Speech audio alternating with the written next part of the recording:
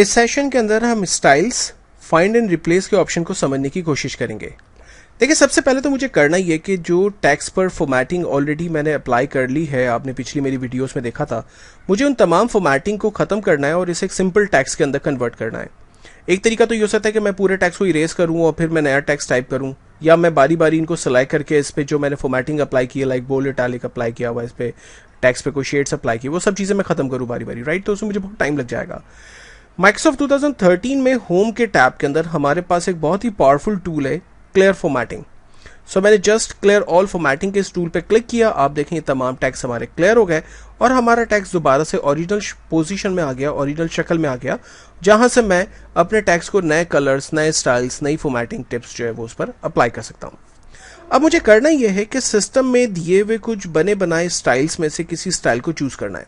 वो style actually paragraph की formatting के ऊपर अप्लाई होते हैं। मिसाल के तौर पर मुझे एक ऐसा पैराग्राफ या ऐसा स्टाइल अप्लाई करना है जिसमें लाइनों के दरमियान कोई स्पेस ना हो। लाइक मुझे हेडिंग 1 वाला स्टाइल अप्लाई करना है, हेडिंग 2 वाला स्टाइल अप्लाई करना है, टाइटल स्टाइल्स अप्लाई करने हैं, सब टाइटल्स देने हैं, राइट। तो नाम से ही समझ में आ रहा होगा कि टाइटल स्टाइल हमेशा हेडिंग के लिए होगा, ना कि पैराग्राफ के लिए होगा। आप सब टाइटल देंगे तो ऑफकोर्स जो मेन हेडिंग है उसका सब टाइटल बनाने के लिए आप यूज़ करेंगे, राइट। तो ये डिफरेंट बने बनाए कुछ फॉर्मेटिंग्स स्टाइल्स के फॉर्म के अंदर हमारे पास यहाँ पर मौजूद है।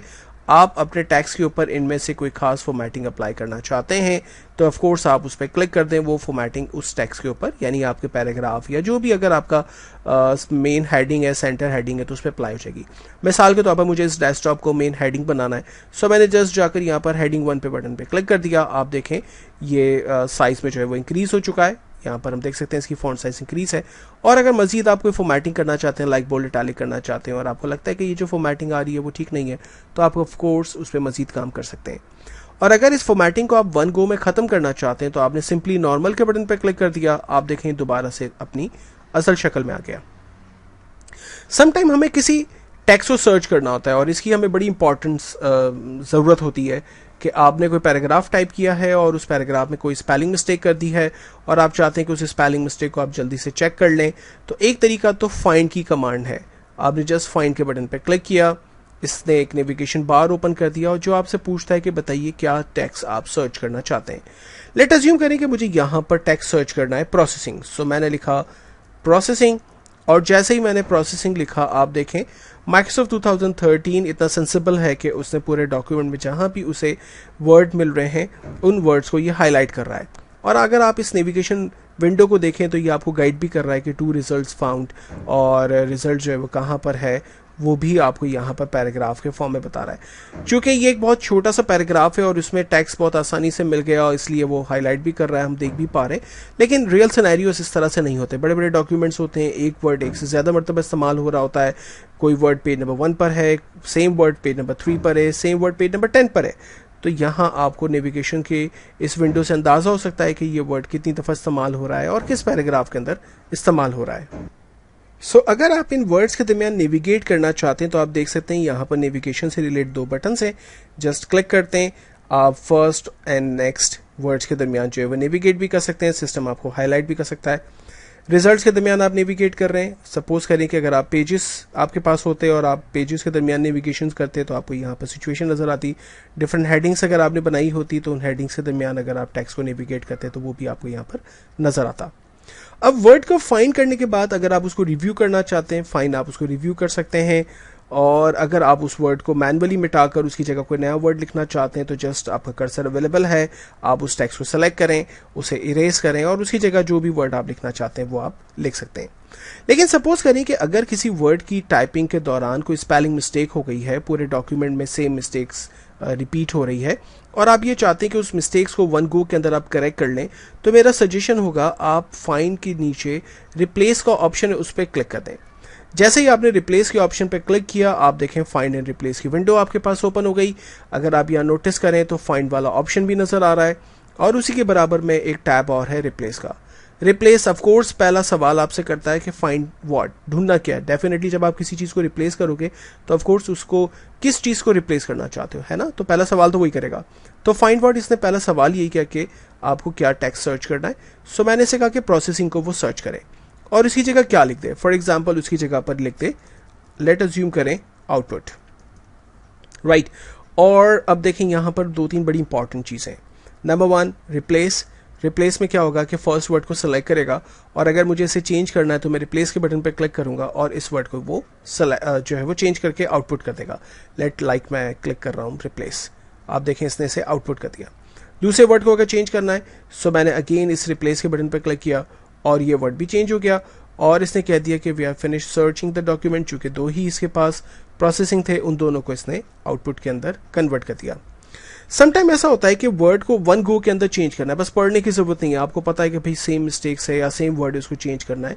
लेट अज्यूम करें अब की बार मैं कहता हूं कि डेस्कटॉप को ढूंढें और उसकी जगह पर प्रोसेसिंग टाइप कर दें और मुझे ये करना है कि पूरे डॉक्यूमेंट जितनी भी जगह पर उसे डेस्कटॉप मिले उन तमाम को वो कन्वर्ट कर दे प्रोसेसिंग के अंदर। तो मैंने डायरेक्टली रिप्लेस ऑल के बटन पे क्लिक कर दिया। एक ही बटन पे क्लिक करने से आपके पास तमाम की चेंजिंग्स आ गई।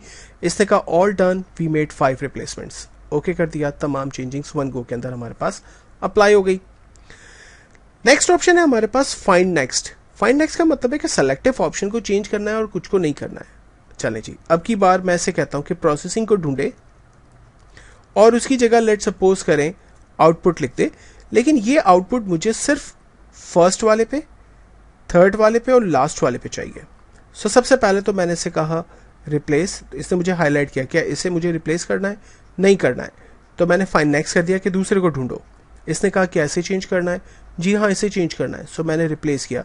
मैं रिप्लेस ऑल नहीं कर सकता बिकॉज के मुझे सारे वर्ड चेंज नहीं करने।